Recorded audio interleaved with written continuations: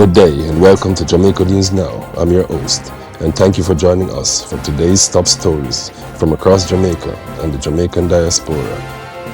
In this edition, police in South Trelawny report encouraging progress in the fight against Praedial larceny. We also examine a proposal aimed at addressing Jamaica's teachers' migration crisis. Plus, the Integrity Commission faces another legal challenge.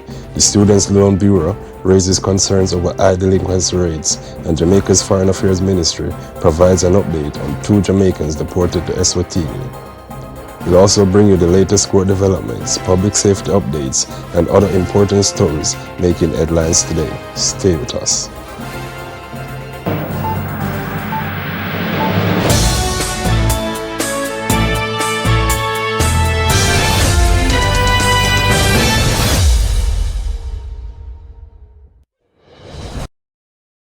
Motorists who travel the full length of the Highway 2000 North-South link could soon face higher travel costs under proposed toll increases published by the government on Thursday. The Ministry of Energy, Transport and Telecommunications has proposed a maximum toll of $2,610 each way for Class 1 vehicles traveling between Caymanas and Ocho Rios. If approved, motorists would pay $5,220 for a round trip, representing an increase of $115 each way, or approximately 4.6% over the current rate. The proposed tariff adjustments also affect other vehicle categories. Class 2 vehicles would pay $5,220 one way, while Class 3 vehicles, including larger commercial trucks, would be charged $7,830 each way, resulting in a round-trip cost of $15,660. Motorcyclists and other Class 4 vehicles would pay $1,305 each way. Revised tolls have also been proposed for shorter journeys along the corridor, including routes between Angels and Ocho Rios, Linstead and Ocho Rios, Unity Valley and Ocho Rios, and Lidford and Ocho Rios. The proposed increases follow an annual application by the Jamaica North-South Highway Company Limited under its concession agreement with the state-owned National Road Operating and Constructing Company, which permits yearly toll adjustments. The government has stressed that the published figures represent proposed maximum tolls and are not yet the final rates. No implementation date has been announced, and members of the public, along with interested stakeholders, have been given 5 days from the publication of the notice to submit objections or comments to the toll authority before a final decision is made. The Students' Loan Bureau, SLB, has revealed that nearly half of its loan portfolio is now delinquent, raising renewed concerns about the long-term sustainability of Jamaica's student financing program. During Wednesday's sitting of Parliament's Public Administration and Appropriations Committee, PAAC, Executive Director Nikisha Walsh disclosed that the Bureau's delinquency rate is approaching 50%. She explained that, while some graduates face genuine financial challenges, others have simply refused to repay their loans, contributing to the growing level of arrears. Walsh also told the committee that a surprising number of former students have claimed they were unaware that repayment was required after completing their studies. She indicated that this misunderstanding, coupled with deliberate non-payment by some borrowers, has become a significant obstacle to the Bureau's efforts to recover outstanding funds. The SLB continues to pursue loan collections through public education, borrower engagement, and other recovery measures aimed at encouraging compliance with repayment obligations. Members of the PAAC expressed concern over the high default rate and its potential impact on the Bureau's ability to continue providing financial assistance to future students seeking tertiary education. The committee underscored the importance of strengthening borrower awareness, improving repayment enforcement, and ensuring that beneficiaries understand their contractual obligations. The Integrity Commission is facing another legal challenge after Dr. Carl Bruce, Medical Chief of Staff at the University Hospital of the West Indies, filed a lawsuit against the anti-corruption body. Court documents reveal that the case stems from the Commission's request for Dr. Bruce to submit statutory declarations covering more than 6 calendar years. The Integrity Commission is Jamaica's principal anti-corruption agency and is responsible for ensuring that designated public officials annually declare their income, assets, and liabilities in accordance with the law. According to court filings, Dr. Bruce is challenging the Commission's request, although the full legal arguments and the specific relief being sought have not yet been publicly detailed. The matter adds to a growing list of legal disputes involving the Integrity Commission, which has faced increased scrutiny in recent years over aspects of its investigative and enforcement processes. The case is expected to examine the scope of the Commission's authority in requiring historical statutory declarations from public officials. The outcome of the lawsuit could have broader implications for the administration of Jamaica's statutory declaration regime and the responsibilities of public officials who are subject to the Integrity Commission Act. Legal observers will be watching closely to see how the courts interpret the Commission's powers and whether the ruling affects future compliance requirements. The Integrity Commission has not publicly commented on the merits of the case, which is now before the courts.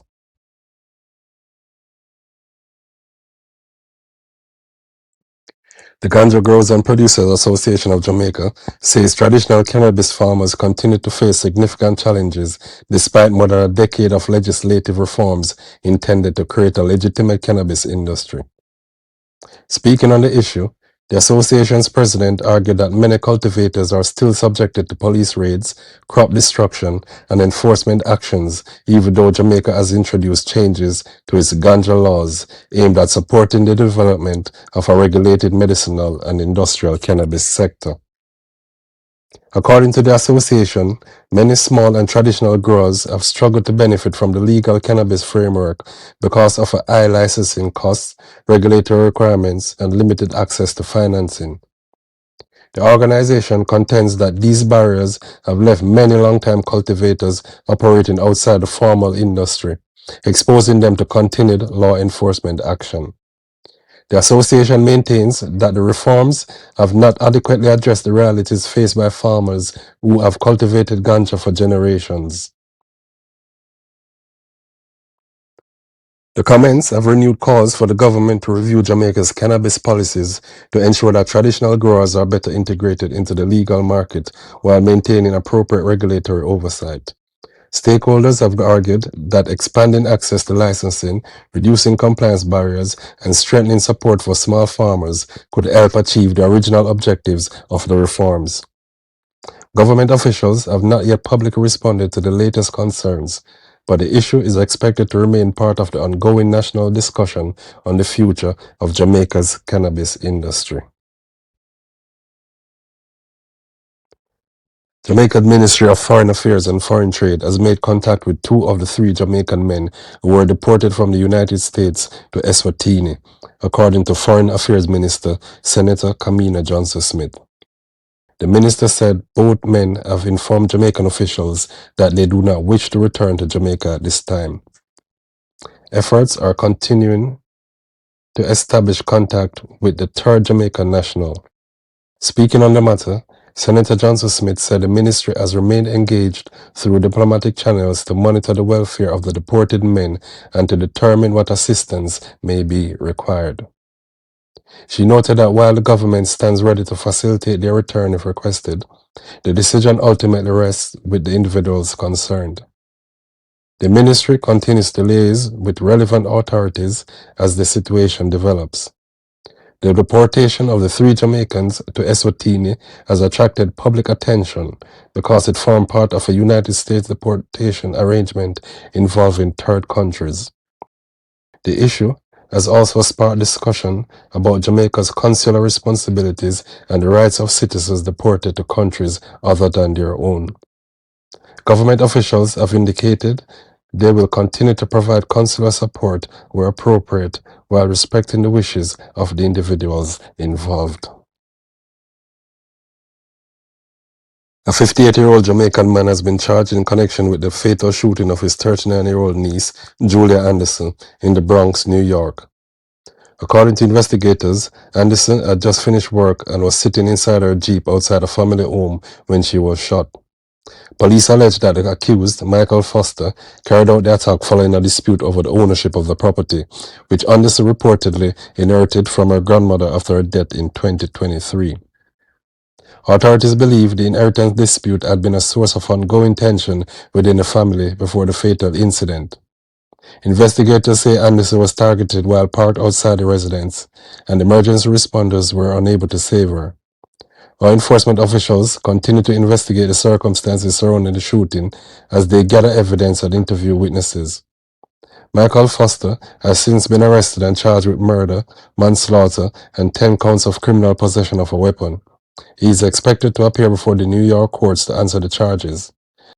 The case has drawn attention both in New York and among members of the Jamaican Diaspora, highlighting the tragic consequences that can arise from unresolved family property disputes.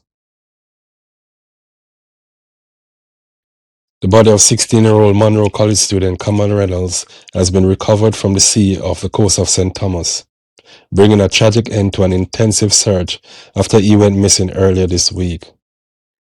Reynolds' body was discovered by a local diver near the shoreline after he disappeared while swimming at Chalet Beach on Tuesday. His death has left relatives, friends, classmates, and the wider school community in mourning. According to police reports, Kamal was among a group of footballers who had taken a break from training to swim at the beach when he encountered difficulty in the water. Investigators say he was pulled away by strong currents, prompting another student to enter the sea in an attempt to rescue him. Despite the students' efforts, the rescue was unsuccessful, and emergency responders later launched a search operation. The recovery of the teenager's body has renewed concerns about the dangers of strong currents along sections of Jamaica's coastline, particularly at beaches without lifeguard supervision. Authorities have extended condolences to Kamal's family and the Munro College community while urging beachgoers to exercise caution when swimming in unfamiliar waters or in areas where sea conditions are hazardous. Police continue to investigate the circumstances surrounding the incident. A Jamaica Constabulary Force officer charged in connection with the fatal shooting of his girlfriend in Richmond, St. Mary, has pleaded guilty to reduced charges in the St. Mary Circuit Court. 24-year-old police constable Patrick Walters, who was originally charged with murder following the June 2025 incident, pleaded guilty on Thursday to the lesser offense of manslaughter as well as using a firearm to commit a felony. The case arose from the fatal shooting of Walter's girlfriend during a dispute at the woman's home in Richmond, St. Mary. Prosecutors had initially pursued a murder charge, but the matter concluded with the officer entering guilty pleas to reduce charges. The plea means the case will not proceed to a full murder trial, with the court instead moving to the sentencing phase. The guilty plea marks a significant development in a case that attracted public attention because it involved a serving police officer and the death of his partner. Walters now faces sentencing for the offenses of manslaughter and using a firearm to commit a felony. The court is expected to determine an appropriate sentence after considering the submissions from both the prosecution and the defense, along with any mitigating and aggravating factors presented during the sentencing hearing. As Jamaica continues to contend with the migration of trained teachers to overseas markets, a proposal has been made for the country's teacher training institutions to expand their recruitment efforts by attracting more international students. The suggestion emerged during discussions at the Higher Education Conference held at the Princess Grand Jamaica Resort in Hanover, where the education stakeholders examined strategies to strengthen the sustainability and global competitiveness of the tertiary education sector. Supporters of the proposal argued that increasing international enrollment at teacher colleges could create new revenue streams for the institutions while enhancing Jamaica's reputation as a regional hub for teacher education.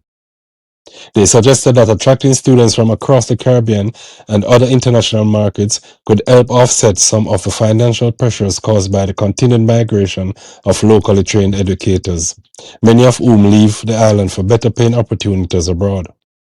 The discussion comes as Jamaica continues to face teacher shortages linked to migration, a challenge that has affected staffing levels in schools across the island.